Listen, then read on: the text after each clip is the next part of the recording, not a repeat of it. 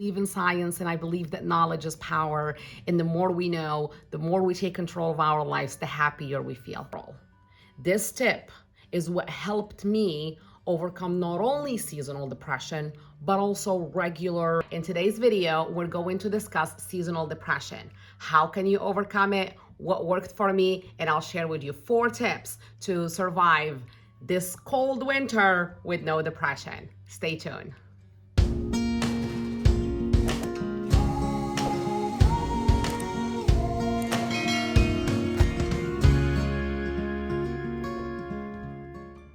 Hello, welcome everyone to The Brain Works. I'm Sophia Smith. I wanted to make a quick announcement before today's video regarding the name change of my channel. So I just went from the Psych Chick to The Brain Works, as I found it a name that will be more aligned with the content I'm trying to produce here on YouTube for you guys. So please let me know what you think of the new name. Also, don't forget to subscribe and hit the like button if you enjoyed this video, and leave me some comments. With no further ado, let's get into today's topic: seasonal depression. So one might ask, what is seasonal depression? So seasonal depression, or what is known in psychiatry as the seasonal affective disorder, is a subcategory of major depressive disorders that is predominantly categorized by the reoccurrence of depressive episodes within certain times of the year, primarily in the winter.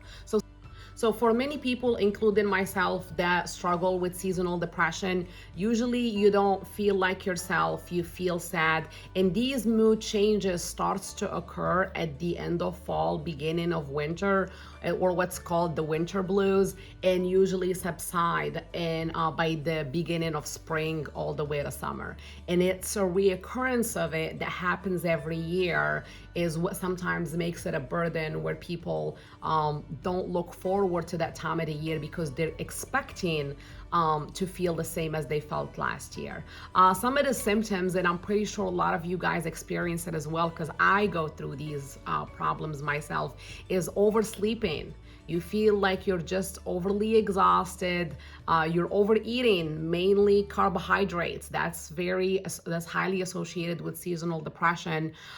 You end up gaining weight. You feel socially withdrawn, and a lot of these things are actually linked to our brain neurotransmitters, or the hormones that are responsible, the chemicals in the brain, primarily serotonin and melatonin.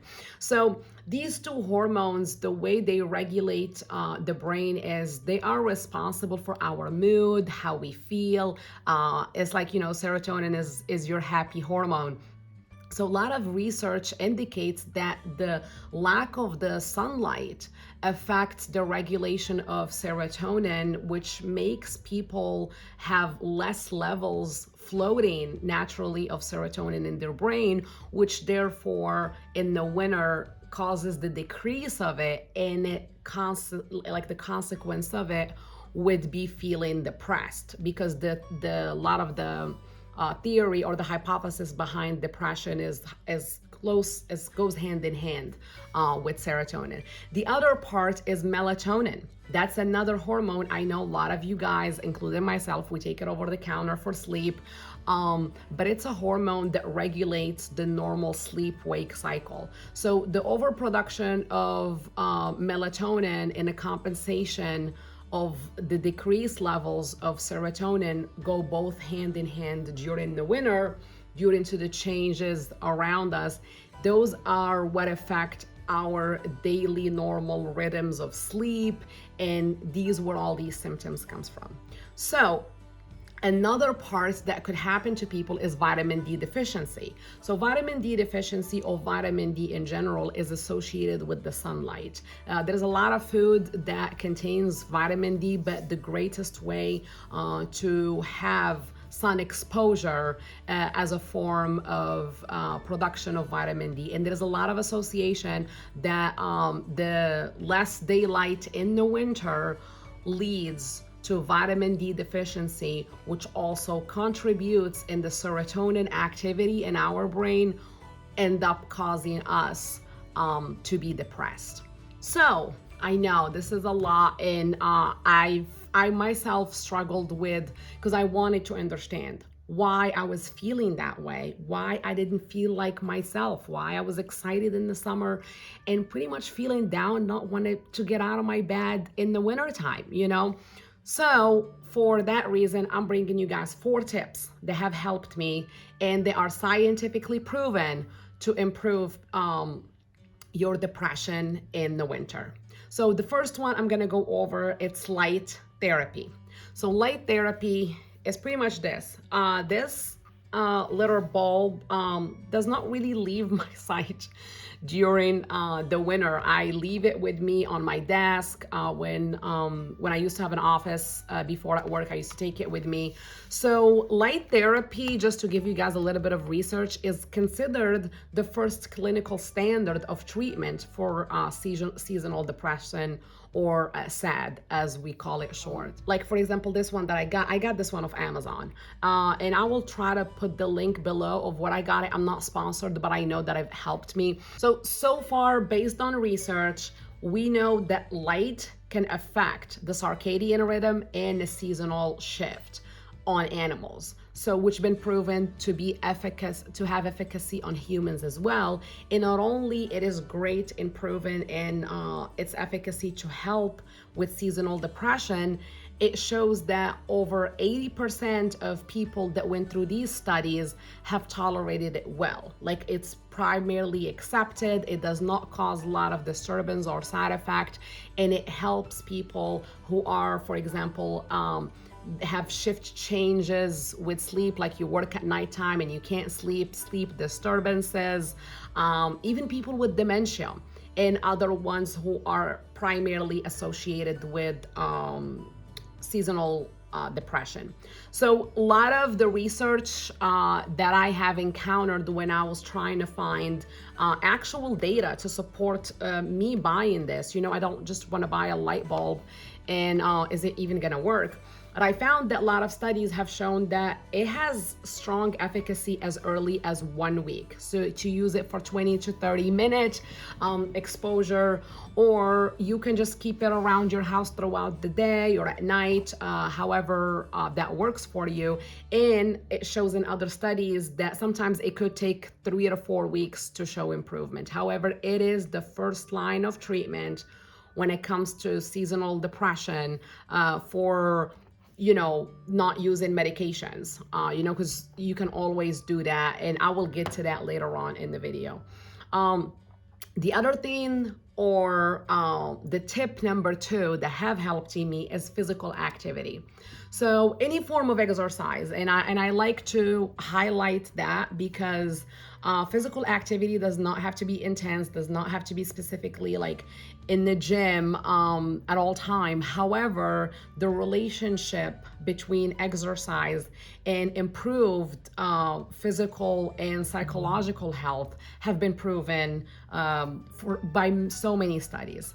I mean, the ability to release high levels of endorphins, such as epinephrine and norepinephrine, help with regulating stress, with regulating your mood, with the release of dopamine and serotonin and all of these brain chemicals that gets released from your body secondary to physical activity. So keep in mind that taking a walk at the park, you know, just doing chores in your house, cleaning your, like getting out of bed, and you know, telling yourself that I am gonna overcome this, and start with a physical movement that increases, as I said, that helps regulate and increases serotonin levels in your brain, which is the main reason, or the main hypothesis behind depression. And also regular exercise helps balance and regulate your hormones, you know. So when you're constantly, like when you're in a routine of exercise, even, you know, it's recommended like 30 minutes to an hour daily, about 3 to 4 days a week. When you're on that routine, your body kind of has this habit, and it helps promote a lot of the circulation in your body, and a lot of release of these hormones and these neurotransmitters that the brain is really in need of. So physical exercise, I can't stress it enough. I can't stress the gym. It's part of one, I could say, is one of the things that saved me from a lot of depressive times, unfortunately. All right, third tip, vitamin D. And I mentioned that at the beginning about vitamin D deficiency and the issue of how the lack of sunlight affects our body and causes depression. So vitamin D is a fat soluble vitamin, which is found in all age. I mean, pretty much everybody at any age could either, take supplements or could suffer from this. So it's not only adults. And a lot of people who have SAD or seasonal depression have vitamin D deficiency. So I wanted just to show, this is just a brand that I use, nothing fancy. So I prefer the highest units. So this is the vitamin D3. It's 125 micrograms, 5,000 international units. I take this once a day. In regard to absorption, vitamin D, because it's a fat soluble, is better to be taken with meals to enhance its absorption.